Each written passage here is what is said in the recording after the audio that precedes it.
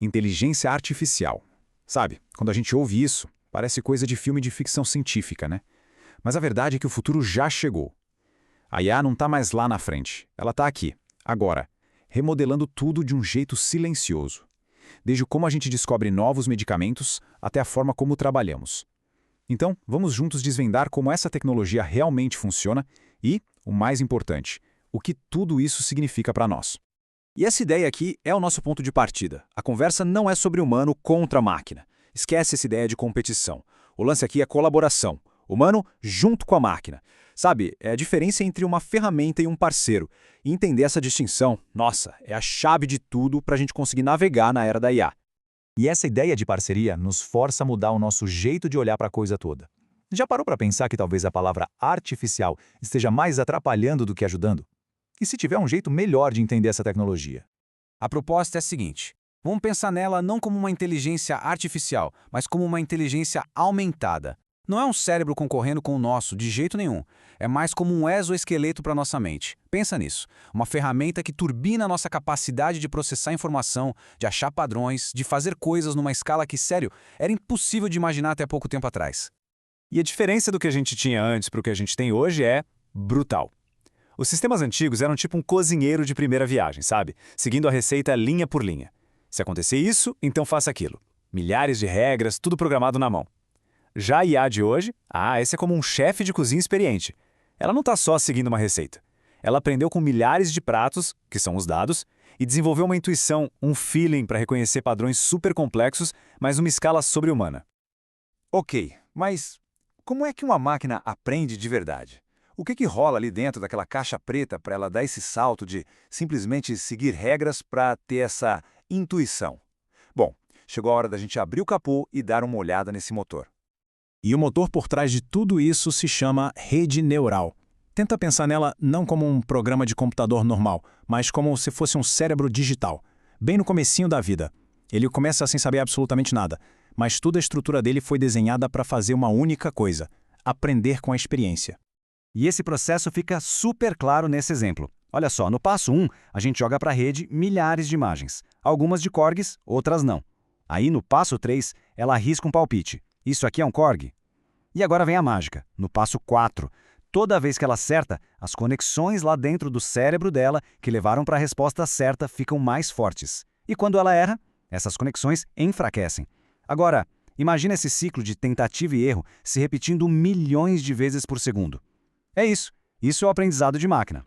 Beleza, mas aí fica uma dúvida, né? Se essa ideia de rede neural já existe faz décadas, por que essa explosão toda de IA está acontecendo justo agora?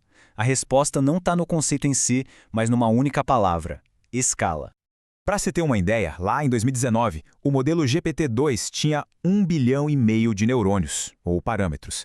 Parece um número gigante, né? E mas os resultados ainda eram inconsistentes. Era como conversar com uma criança que já sabe um monte de palavras, mas ainda não consegue formar frases que façam sentido. Agora, vamos pular para os modelos de hoje. A gente está falando de mais de 100 bilhões de parâmetros. Isso não é um passinho para frente, é um salto quântico. E com esse nível de complexidade, aconteceu algo novo. Surgiu a capacidade não só de reconhecer padrões, mas de entender contexto, nuance e a estrutura da linguagem humana. A promessa, finalmente, virou realidade.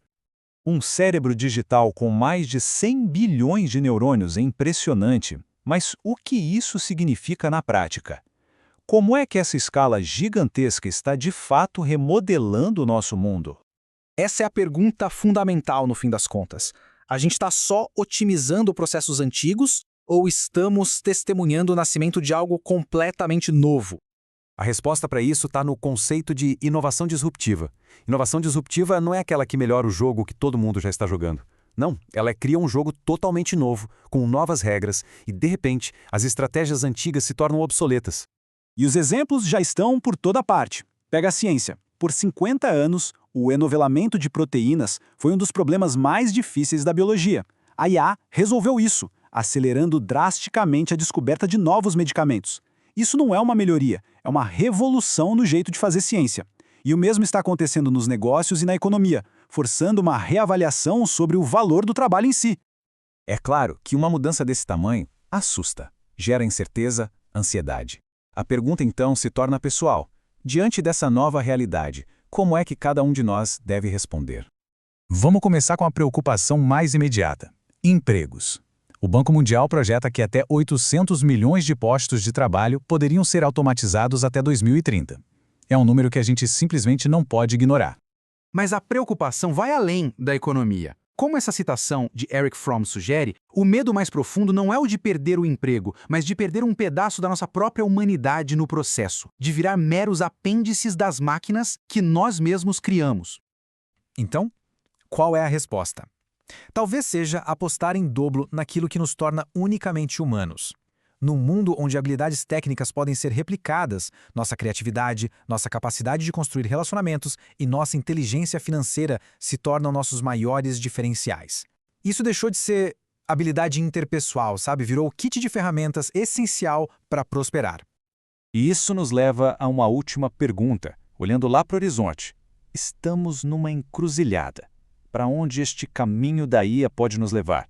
E existem duas visões muito diferentes do nosso próximo capítulo. De um lado, tem a utopia da singularidade, um futuro onde a tecnologia resolve nossos maiores problemas e amplia nosso potencial. Do outro, o paradoxo hipertecnológico, um futuro onde a conexão constante nos deixa mais sozinhos e sobrecarregados. Ambas as visões são plausíveis. O caminho que vamos seguir depende das escolhas que fizermos a partir de agora. E assim, chegamos à questão final. A IA é uma ferramenta e ela vai refletir os valores que nós programarmos nela. A pergunta mais importante, portanto, não é sobre o futuro das máquinas, mas sobre o nosso. Em meio a esta revolução, quem nós escolheremos ser? A resposta para essa pergunta vai escrever o próximo capítulo da nossa história.